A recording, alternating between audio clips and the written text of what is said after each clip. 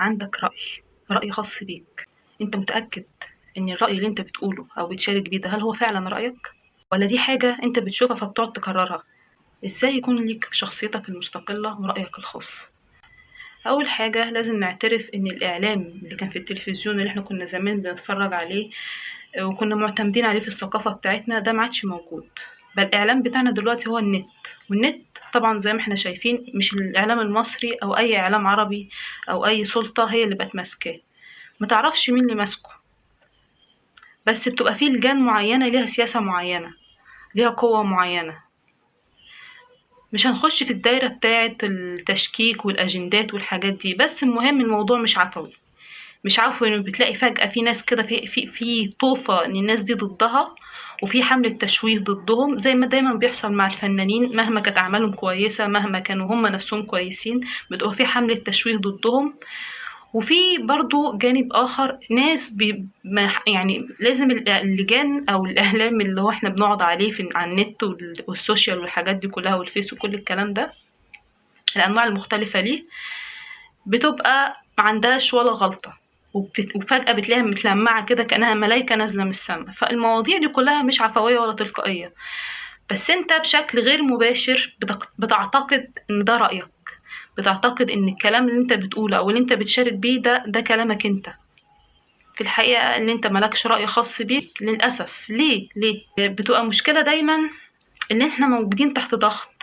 زمان مثلا لما كان الاعلام اللي كنا بنعتمد عليه كان التلفزيون وكده كان على الاقل في وقت بتقعد تفكر فيه هو ده صح ولا غلط، وانا يعني طيب الرأي ده صح ولا غلط، طب اللي حصل مع في الجريمة دي ده بيبقى ليك رأي في وقت بيسيبوك فيه انت تفكر رأيك ايه. يعني طبعا بحكم ان انت في التلفزيون على عدد الساعات اللي بتقعد فيها في التلفزيون وبعد كده بتقعد مع نفسك بقى قدام البلكونه كان في الروقان او الهدوء ده ان انت على الاقل يبقى فيك رأيك او على الاقل ما يبقاش حد مأثر عليك. لكن انت دلوقتي 24 ساعة في ال 24 ساعة ماسك الموبايل في ايدك ما بتسيبهوش، حد بيتكلم في ودنك على طول انت مش لاحق تفكر حتى. يعني حتى لو حصلت جريمة قتل واضحة جدا جدا قدامك والمتهم واضح ومجرم وفي كل حاجة متلحقش حتى تفكر، فجأة يقولك لا ده هو ملوش ذنب، لا ده هو راجل محترم، لا ده هي السبب هي اللي دفعته لكده. فجأة انت حتى ما بتلحقش تفكر ازاي ده حصل، حتى هم عندهم خطة اللي هو لا انا مش هخليك تتعاطف حتى معاه. الحاجات دي كلها مش عفوية، بس في كل الأحوال بعيد عن فكرة الأجندات والحاجات دي.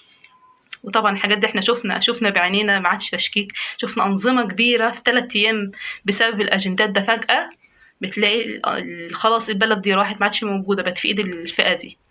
فشوف المحيط العربي بتاعك عامل ازاي وشوف الموضوع ده عامل ازاي. ماشي ليك رأيك الخاص في الموضوع ده ويحترم وكل حاجة تمام، بس ادي نفسك فرصة، سيب الموبايل شوية، اقعد فكر شوية هل ده رأيي أنا رأيي في الموضوع ده كذا، فكر وبعد كده افتح الموبايل. ادي نفسك فرصة، انت هتلاقي من غير شعور كده هتلاقي على طول الأخبار ورا بعض وآرائهم فيها والدفع فيها، انت هتروح مع الايه مع الرأي ده. فهتلاقي نفسك لو اي حد ناقشك في حاجة قالك طب انت شايف كده ليه، يعني هقول هو كده هتلاقي نفسك سبحان الله بتسمع اللي انت شفته والحاجات اللي جت قدام عينك واللي انت مخك اصلا بشكل عام بيبقى مايل ليها. لو انت مثلا شخصية بتحب تحكم على الناس او كده هتلاقي اصلا اي اخبار راح فيها حكم على الناس هتلاقي نفسك متحمس اوي تشوفها. فلازم تدي لنفسك وقت حتى لو هتختلف معايا، حتى لو هتتفق مع اللي قدامك ايا كان، ادي وقت نفسك ان ده رأيي، ده رأيي الخاص مش انا حافظه، مش اتفرض عليا وانا مش واخد بالي. 5 ثواني 5 ثواني يعني عشان تكون قعدت شوية. هتلاقي ان في حاجات كتيرة مش منطقية بس هتلاقي نفسك انت بتكررها من كتر ما هي قدامك طول الوقت.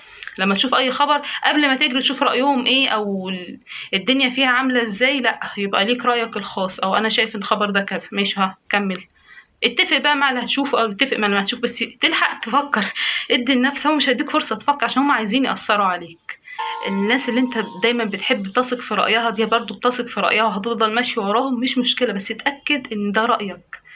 اقعد مع نفسك وفكر وبعد كده قول رأيك الخاص، بعد كده شوف الناس دي بتقول ايه بس كنت بعد كده هتتفق معاهم او لا.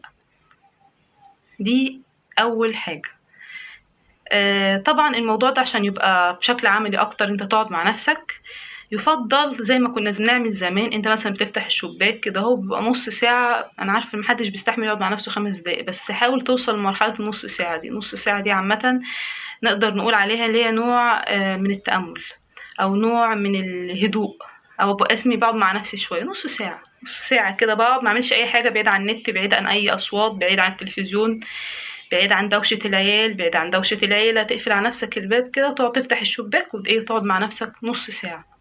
هتفرق جدا، هتلاقي نفسك هديت، هتلاقي الدنيا بقت احسن، نفسيتك احسن. انت في 3/4 الوقت ما بتلحقش تقعد مع نفسك اللي اهم شخص، اللي هو بياخد القرار، اللي هو بيفكر، اللي هو فيه كل حاجة، اللي هو معتمد عليه كل حاجة. انت ما بتقعدش معاه اصلا، ما بتقعدش مع نفسك قد ما انت عمال تستقبل في حاجات. بقى كل حاجة منهكة.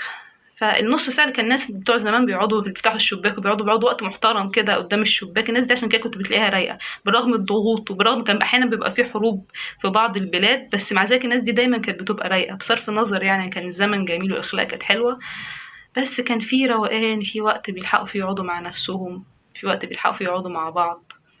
فعلى الأقل مش هقول نقعد مع بعض، يعني هننظم الموضوع ده بعدين، بس على الأقل اقعد مع نفسك نص ساعة. دي أول حاجة. ماشي. تاني حاجة، ودي حاجة معروفة، يعني تاني حاجة اللي أنا هقولها دي، إن أنت لازم ضروري، أو أنت لازم ضروري تقروا كتب. نقرا كتب، أثقف نفسي. طيب أنا هثقف نفسي بهدف إيه؟ يعني برضو لازم نفهم الحكاية دي. ليه أثقف نفسي؟ أثقف نفسي عشان خاطر أي حد يتكلم في حاجة أقول أنا عارفها؟ ما دي الثقافة اللي للأسف في البلدان العربية بنبقى فاهمين. الثقافة مش معناها إن أنت تجمع معلومات وتحشرها في دماغك عشان خاطر لما حد يتكلم فيها تبقى واعي. ماشي، دي من نتائج الثقافة، بس الثقافة الحقيقية إن هي بتغيرك، بتخليك شخص أحسن. عشان كده دايما بتلاقي الناس، والثقافة على فكرة أشكال مختلفة، هاجي في النقطة دي دلوقتي. بتلاقي دايما الناس اللي هي القديمة، اللي ممكن تكون على فكرة ما كانتش بتقرا، كانت على فطرتها بس بتراقب المواقف. ما دي بقى من انواع الثقافه. مش شرط كتب، ممكن بتتفرج على التلفزيون، ممكن بتدي فرصه لنفسك، هي بتتفرج على ناس مش بتراقبهم يعني، بس قصدي بتشوف الطباع البشريه، بتلاحظ. ما تبقاش كده اللي هو ايه، عايز اروح شغلي وخلاص، انا عايز اركب مواصلات دي وعايز امشي وخلاص، عايز اوصل لمشواري وخلاص. لا، بعيش الحياة، ببص على شجرة، ببص على الناس بتتكلم ازاي، اشوف الحاجات دي كلها حاجات بتدي ثقافة. عشان كده الناس بتاعت زمان كان عندها ثقافة، وكان عندها فطرة حلوة كده، اللي هي انت نفسك اللي بتكون اتعلمت حاجات كتير تعرف تستفيد منها كويس جدا. في حين الناس دي ممكن تكون ما بتقراش وبتكتب، بس بيبقى عندها ثقافة، اللي هو وعي، عندها حاجة تقدر اللي هي حاجة بتمارسها. يعني هديك مثال مثلا، دايما بتلاقي الجدات القدام او الامهات القدام البساط، الناس دي دايما عندها مفهوم اللي هو الرضا. ربنا رايد كده، خلاص انا همشي على حسب ما ربنا رايد. ماشي، احيانا الموضوع بيروح في استسلام شويه ومش عايزين يغيروا، احيانا بيروح للحته دي، بس هم بقى عندهم المفهوم. هي دي بس الثقافه اللي بيقولوا عليها مفهوم، ماشيين عليه، اللي هو احنا راضيين بنصيبنا، احنا ما بنبصش اللي في ايد حد. ربنا مدي لكل واحد رزقه، ومدي لكل واحد يعني ال 24 ايراد بتوعه. فهم كانوا ماشيين بالمفهوم ده سنين طويلة. ممكن تكون ما تلاقيهمش بيروحوا يحجوا اصلا، ما كانش زمان في فلوس او كتير للحج او عمره، او بتلاقي الحاجات اللي بتاعت دلوقتي مظاهر التدين دي، بس جواها ايمان شديد وعندها رضا شديد، مش موجود عند ناس كتيرة، مش موجود عند الشيوخ حتى. عندهم رضا وراضيين بأمر ربنا، وتلاقيهم عندهم صبر مش طبيعي. دي ثقافة.